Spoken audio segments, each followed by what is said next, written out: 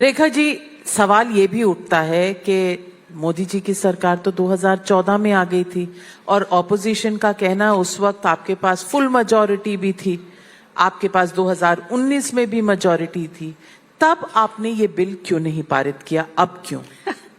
मैं फिर वही कह रही हूँ ना कि ऐसे बहुत सारे प्रश्न, जब तक ये काम चलता रहेगा, जब तक इस तरह की देश के पुनर्निर्माण की, राष्ट्र निर्माण की लड़ाई चलती रहेगी, ये प्रश्न खड़े होते रहेंगे। उस समय यदि बिल ले आते तुरंत तो कहते ले जी अभी सरकार बनी है, इनको बिल लाने की है, अभी तो डेवलपमेंट के काम बाकी हैं, अभी तो इन्होंने कहा था कि हम बहुत सारी 370 हटाएंगे, उसकी और इनका ध्यान नहीं है। 370 हटा दी तो उन्होंने कहा कि राम मंदिर कब बनाओगे, डेट नहीं बताओगे, तो मंदिर बन गया। ये 10 साल के छोटे से कार्यकाल में मोदी सरकार ने हजारों ऐसे निर्णय लिए हैं जो इस देश की प्रगति के लिए जरूरी थे, और उन निर्णयों में एक निर्णय ये भी है कि देश की आधी आबादी को उनका हक देना है। आज ट्रिपल तलाक जैसी कुरीतियां इस समाज में खत्म हुई है तो वो मोदी की देन है। राजीव गांधी जी ने तो वो शाहबानो जी का भी उस नियम को, जो कोर्ट के ऑर्डर थे कि आपको मेंटेनेंस देनी पड़ेगी, उसको भी उल्टा कर दिया था कि किसी महिला को, मुस्लिम महिला को मेंटेनेंस देने की जरूरत नहीं है। तो वो शाहबानो के केस को हम सब ने देखा, अपनी आंखों से देखा, तो हमने वो काला इतिहास भी कांग्रेस से जुड़ा हुआ महसूस किया है जो हमेशा महिलाओं के खिलाफ रहा है। एक सवाल फिर और भी उठता है, आपने 2023 में ये बिल पारित करवाया था तो आप 543 लोकसभा का जो स्ट्रेंथ है उसमें भी 33% दे सकते हैं। आपने जिद क्यों की कि 850 पर ही देना है? क्या कहीं ना कहीं भाजपा में भी ये कशिश है कि मर्दों का हक चला जाएगा और उसमें से काट कर महिलाओं को देना पड़ेगा?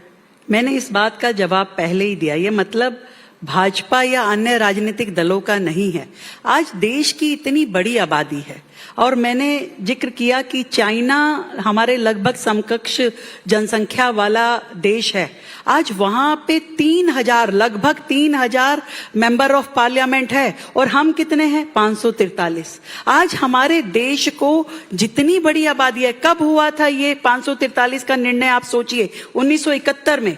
1971 में जनसंख्या रही होगी 50-55 करोड़, और आज 140 करोड़ पे आप खड़े हैं। तो क्या इतने सालों में हमें ये आवश्यकता महसूस नहीं होती कि सीटें बढ़नी चाहिए जिस तरीके से जनसंख्या बढ़ी है?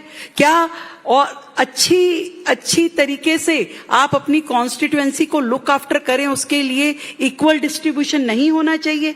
क्या लोगों को प्रतिनिधित्व, ज्यादा लोगों को प्रतिनिधित्व मिले, ऐसा नहीं होना चाहिए? क्यों हम ये सोच रहे हैं? और शायद मैं आपको निश्चित रूप में कहती हूं, अगर 543 की बात करते तो ये वाइस वर्सा दूसरी तरफ जाते कि देखिए ये तो इतनी बात कर रहे हैं, इनको बढ़ा लेना चाहिए था। अगर बढ़ाते तो हम आपके साथ होते, अब नहीं है। तो ये तो इनको करना ही था जो अब ये कर रहे हैं। बात न्याय की है, बात अधिकार की है, जो देश की महिलाओं को मिलना चाहिए, और यहां वहां की बात करने से कोई लाभ नहीं है। महिलाएं साक्षात प्रश्न पूछ रही हैं, सामने से खड़ी होकर पूछ रही हैं कि बताइए आपका क्या निर्णय है, आप महिलाओं के साथ हैं या नहीं है? सामने की लड़ाई है ये। मैं पूछना चाहती हूँ कि बीजेपी की सरकारें लगभग पता नहीं 19, 20, 25 कितने राज्यों में हैं, आप वाहिद एक महिला मुख्यमंत्री हैं। 33% आपके अंदर से भी तो शुरू हो सकता। बिल्कुल हो सकता था, और भारतीय जनता पार्टी ने अपने संगठन में 33% रिजर्वेशन दिया है, पर इन हाथों को और मजबूत करने की जरूरत है। तभी तो मोदी जी कह रहे हैं कि भाई ये रिजर्वेशन बिल लाइए। आज उनकी दृढ़ता है, आज उनका मन है, आज उनको लगता है कि ये होना ही चाहिए। और हमारी सरकार के समय आज पूरे पक्ष विपक्ष को एक साथ एक प्लेटफॉर्म पे लाने के लिए माननीय प्रधानमंत्री जी स्वयं करबद्ध निवेदन कर रहे हैं हर एक व्यक्ति से कि ये समय है, हमें देश की आधी आबादी को उनका हक देना है, ताकि आने वाला समय, जिस विजन की हम बात कर रहे हैं कि विजन 2047, हम उस आजादी के स्वर्णिम वर्ष में, स्वर्णिम इतिहास को गढ़ते हुए हम अपनी महिलाओं को वहां लेकर के जाएं जहां वो साझेदारी करे डिसीजन मेकिंग में, पॉलिसी फॉर्मेशन में। आपके लिए कितना मुश्किल था यहाँ तक पहुंचना? मैंने बताया, आसान नहीं होता किसी साधारण परिवार की महिला को आगे बढ़ करके आज नेतृत्व तक पहुंचना, पार्लियामेंट तक पहुंचना, विधानसभा तक पहुंचना, ये बहुत मुश्किल है। आज अगर निगम में रिजर्वेशन नहीं होता तो मैं और मेरे जैसी लाखों रिप्रेजेंटेटिव, आज लगभग 15 लाख रिप्रेजेंटेटिव्स हैं जो कि ग्राम पंचायत के लेवल पे, निगम के लेवल पे कहीं ना कहीं रिप्रेजेंटेशन दे रही हैं, और रिजर्वेशन नहीं होता तो वो वहां नहीं पहुंचती। आज उनमें से धीरे धीरे करके कुछ लोग विधानसभा पहुंच पाएंगी, कुछ नहीं पहुंच पाएंगी। हर जगह वर्चस्व की लड़ाई है।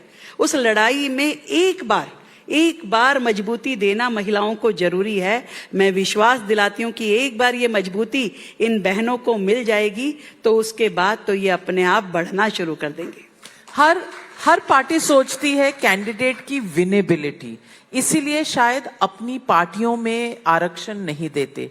आपको लगता है कि विनेबिलिटी के लेवल पर महिलाओं के लिए मुश्किल है और रिजर्वेशन के बिना ये रिप्रेजेंटेशन पॉलिटिकल लेवल पर आ नहीं सकता? बहुत अच्छी बात कही आपने। आज मैं आपसे कहना चाहती हूँ, एक बेटी आप उसको घर की 4 दीवारी में बंद रखिए, ना पढ़ाइए ना कुछ सिखाइए, और फिर उसको जमाने के सामने भेज दीजिए कि जाके लड़ाई कर। क्या संभव है? आप जब तक उसे तैयार नहीं करेंगी उस युद्ध के लिए, उस संग्राम के लिए, तो कैसे कोई महिला उस मुकाम पे पहुंच पाएगी? आज आप उनको पार्टी में लेकर के आइए, आप चुनाव लड़वाइए, आप सदस्य बनाइए, आप उनको मेयर बनाइए, आप उनको विधायक बनाइए, तब तो जाकर के महिलाओं का वो वर्ग तैयार होगा जो ये समझ पाएंगी कि इस राजनीति के दाव पेच क्या हैं, किस तरीके से आपको काम करना है और काम करवाना है। तो इन सब चीजों के लिए बहुत जरूरी है कि महिलाओं को रिप्रेजेंटेशन मिले, पार्टी लेवल पे भी मिले, चुनाव लड़ने के लिए भी मिले, संस्थाओं में भी मिले, और हर तरीके से आप जब तक महिलाओं को मजबूत नहीं करेंगे ये देश यूं ही पिछड़ता रहेगा। आज डेवलपिंग कंट्री के नाते हम हैं और हमेशा ऐसे ही बने रहेंगे। अगर डेवलप्ड भारत बनना है तो इन महिलाओं को अपने साथ खड़े करना पड़ेगा, आधी आबादी को मजबूत करना ही पड़ेगा। आज अगर ये बिल पारित नहीं होता, जो लग रहा है, दिख रहा है कि ये नहीं होगा पारित, मैं पूछना चाहती हूँ क्या महिलाओं की लड़ाई एक बार फिर सूली चढ़ जाएगी? ये आप कह रही हैं, मुझे तो पूरी उम्मीद है कि हमारे देश की पार्लियामेंट में बैठा हुआ हर एक सांसद जरूर उसकी अपनी अपनी कॉन्स्टिट्यूएंसीज में जो महिलाएं हैं वो भी ये समझता है कि उसे वापस जाके उन महिलाओं को जवाब देना पड़ेगा। वो उनसे क्या आंख में आंख मिला करके बात कर पाएगा? यदि आज वो यहाँ इस महिला बिल का विरोध करेगा, चाहे वो किसी भी पार्टी का हो, निश्चित रूप से उसे अपनी जमीन पे जाके, उसे अपने क्षेत्र में जा करके उस हर महिला को जवाब देना पड़ेगा। वो जरूर उससे पूछेगी कि आपने ये जो किया है बताइए, अगले चुनाव में मैं आपको वोट दूं कि नहीं दूं, उसे जवाब देना पड़ेगा।